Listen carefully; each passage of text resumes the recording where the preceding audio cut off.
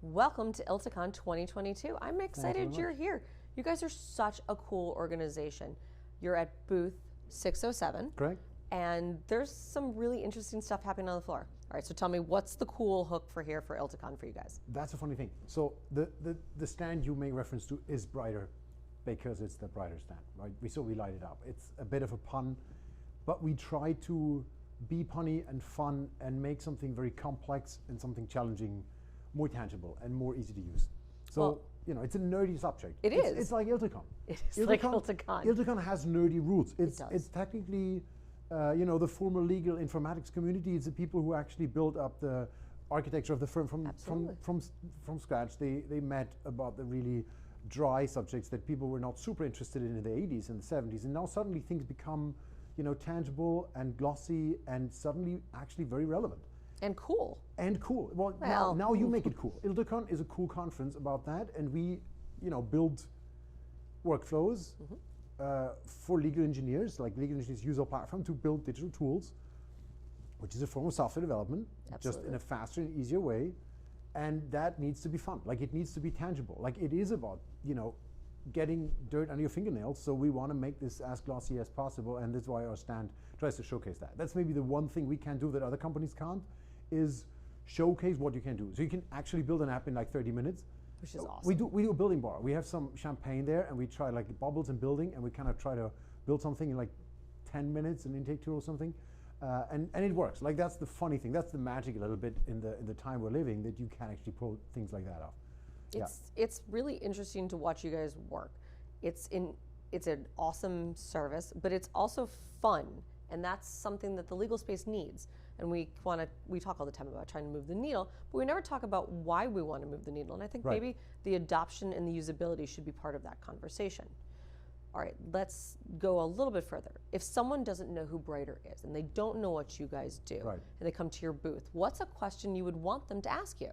Oh, I'd love the question of, you know, why do legal engineers, why do legal innovation teams need Bryter? Or why is it so user-friendly? No. You know, sometimes you get that question, but more like, why do they need Bryter? And the simple answer is like, you know, there's code, people writing software. Then there are people hacking in law firms. Many lawyers, many partners have requests from a you know, client.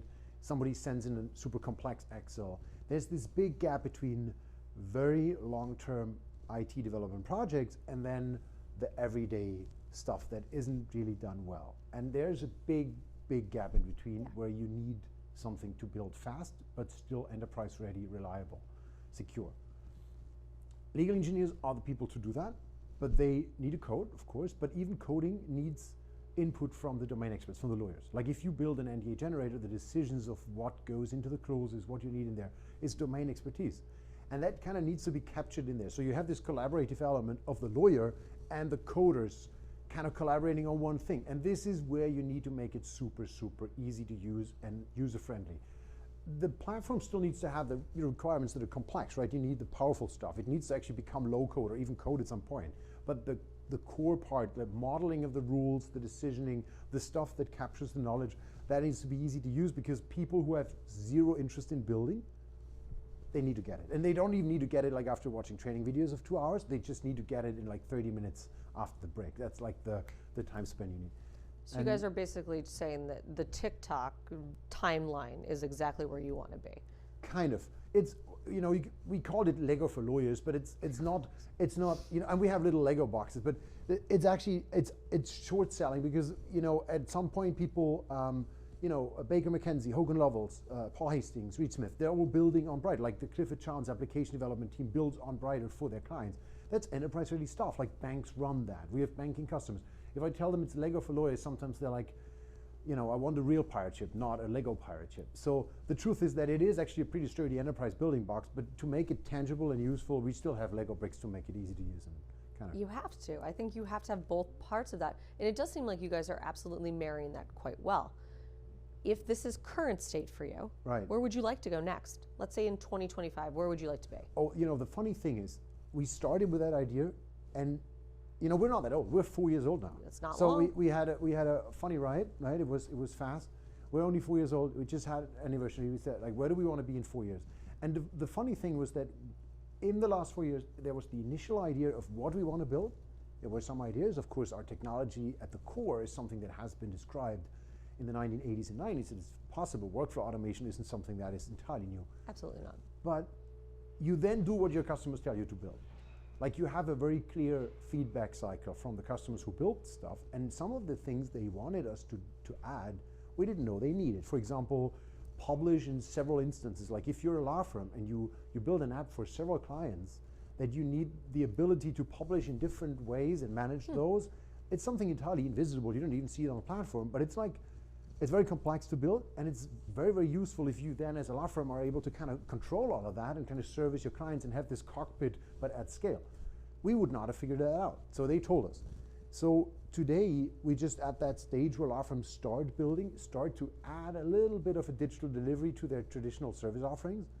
And that also means that they now start to actually have feedback. They go this kind of from curious users into kind of a media level user, now into power users, and you get interesting feedback of what's happening. So I can tell you that under the surface, many things are boiling where people have built stuff that just took a while to develop and now comes to light. So in the future, there will be more feedback, there will be more interesting things, and we just see where this kind of pulls us. And then, of course, the big question is always like, how much of powerful software development technology can you actually make user-friendly and faster? That's like the eternal struggle, right? You leave some there to code, but some you put in a Lego brick. I love the idea of all of these building blocks.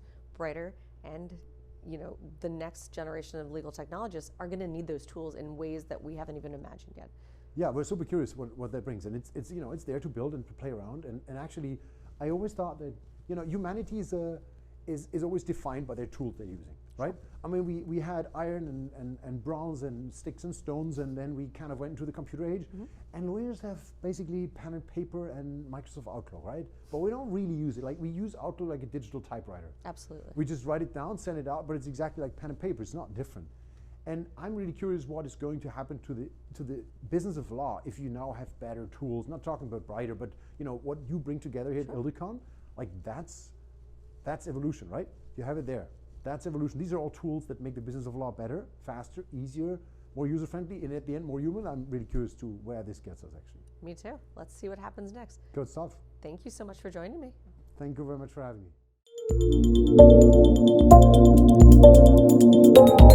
me.